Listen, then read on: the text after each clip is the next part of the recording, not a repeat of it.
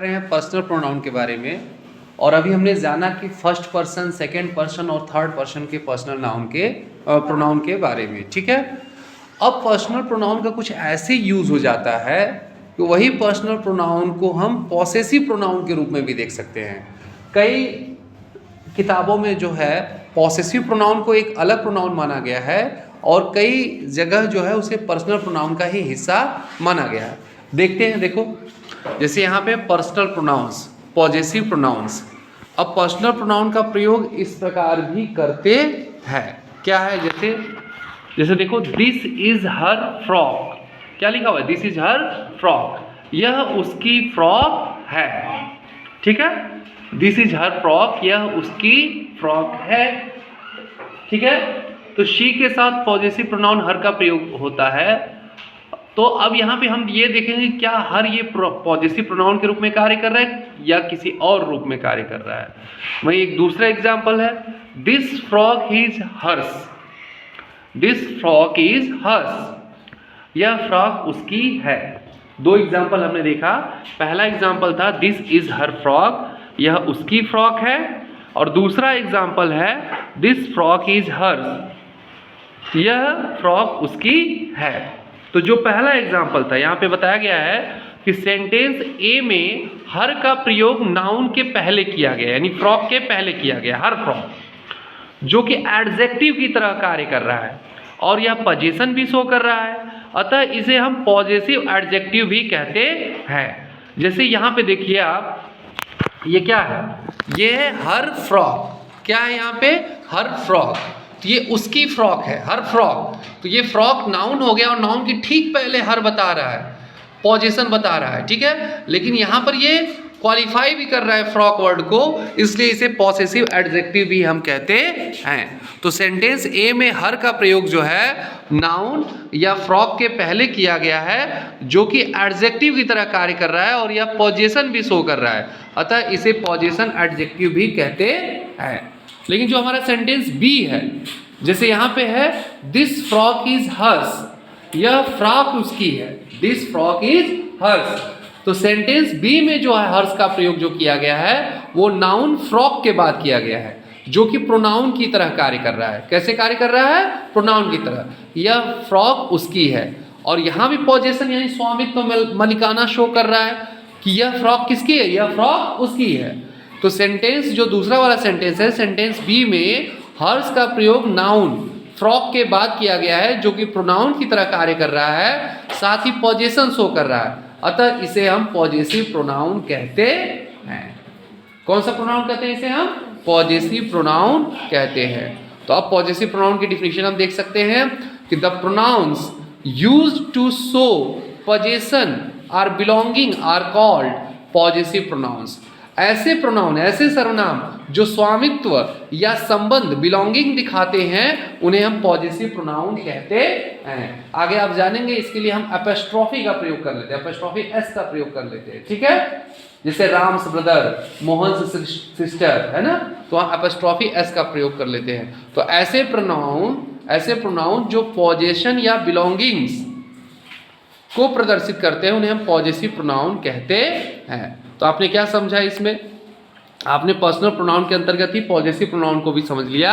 आपने देखा कि पर्सनल प्रोनाउन का प्रयोग इस प्रकार भी करते हैं, जैसे ये दिस इज हर फ्रॉक, यह फ्रॉक उसकी है। एंड दूसरा है दिस फ्रॉक इज हर्स, यह फ्रॉक उसकी है, यह उसकी फ्रॉक है और यह फ्रॉक उसकी है। पहला सेंटेंस कह रहा है यह उसकी फ्रॉक है, दूसरा कह रहा है यह फ्रॉक उसकी है।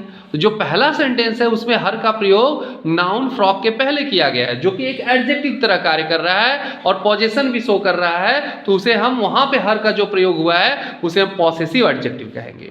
जबकि दूसरा सेंटेंस है उसमें हर्स का प्रयोग जो है नाउन के बाद किया गया है, फ्रॉक के बाद किया गया है, जो कि प्रोनाउन की तरह कार्य कर रहा है, साथ ही पोजीशन भी शो कर रहा है। तो इसे हम पॉसेसिव प्रोनाउन कहते हैं। तो जो हर्स हो जाएगा वो क्या हो जाएगा? Possessive pronoun.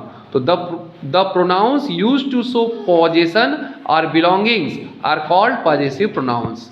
ऐसे प्रोनाउन जो स्वामित्व या संबंध स्थापित करते हैं वो पॉसेसिव प्रोनाउन कहलाते हैं। Read some more examples. कुछ और एग्जाम्पल हम पढ़ते हैं पॉसेसिव एडजेक्टिव और पॉसेसिव प्रोनाउन के। जैसे पहला एग्जाम्पल है दिस इज माई पेन, यह मेरी पेन है। तो यहाँ पे देखिए पेन जो है नाउन है, उसके पहले माई का जो प्रयोग किया गया वो एडजेक्टिव के रूप में प्रयोग किया गया है। यहाँ माई जो है पॉसेसिव एडजेक्टिव है, ठीक है। माई क्या है? पॉसेसिव एडजेक्टिव है। तो जैसा कि आपने देखा दिस इज माई पेन में जो माई है वो पॉसेसिव एडजेक्टिव है, जबकि this pen is mine, this pen is mine, यह कलम उसकी है, इसमें माइन जो है वो कैसा है? वो पॉसेसिव प्रोनाउन है, वो जो है पॉसेसिव प्रोनाउन। तो दिस इज माई पेन में माई क्या है? पॉसेसिव एडजेक्टिव है, क्योंकि पेन नाउन को वो क्वालिफाई कर रहा है और नाउन से पहले यूज हुआ है। लेकिन जब उसी को हम कह रहे हैं दिस पेन इज माइन, तो यहाँ पे माइन जो है वो पॉसेसिव प्रोनाउन है। नेक्स्ट सेंटेंस है दिस इज योर हाउस। अब इसमें योर जो है वो पॉसेसिव एडजेक्टिव है। दिस इज योर हाउस में योर क्या है? पॉसेसिव एडजेक्टिव है, जबकि द हाउस इज योर्स, इसमें योर्स जो वर्ड है वो पॉसेसिव प्रोनाउन है। दिस इज योर हाउस, यह तुम्हारा घर है, और द हाउस इज योर्स यानी घर तुम्हारा है। तो जब योर हाउस कहा जा रहा है तो योर जो है पॉसेसिव एडजेक्टिव है, और जब द हाउस इज योर्स कहा जा रहा है तो योर्स क्या है? पॉसेसिव प्रोनाउन है। नेक्स्ट है these are our books. Next example है दीज आर आवर बुक्स, यह हमारी किताबें हैं। यहाँ पे बुक्स जो नाउन है उसके पहले आर का यूज किया गया है जो पॉसेसिव एडजेक्टिव है, जबकि जब कहा जा रहा है दीज बुक्स आर आर्स, तो यहाँ पे आर जो है पॉसेसिव प्रोनाउन है, यह किताबें हमारी है। दीज आर आवर बुक्स में आर जो है पॉसेसिव एडजेक्टिव है, और जब कहा जा रहा है दीज बुक्स आर आवर्स, तो आवर्स क्या है? पॉसेसिव प्रोनाउन है। नेक्स्ट है ऐसे दैट वाज हिज पर्स, यह उसका पर्स है। यहाँ पे जो हिज है वो क्या है? पॉसेसिव एडजेक्टिव है, क्योंकि पर्स नाउन के पहले यूज किया गया है ना। दैट पर्स वाज हिज, वह पर्स उसका है। यहाँ पे जो है हिज जो है पॉसेसिव प्रोनाउन के रूप में यूज किया गया है। वही चीज नीचे एक्सप्लेन की गई है कि यहाँ माई, योर, आर, हिज सभी पॉसेसिव एडजेक्टिव्स हैं।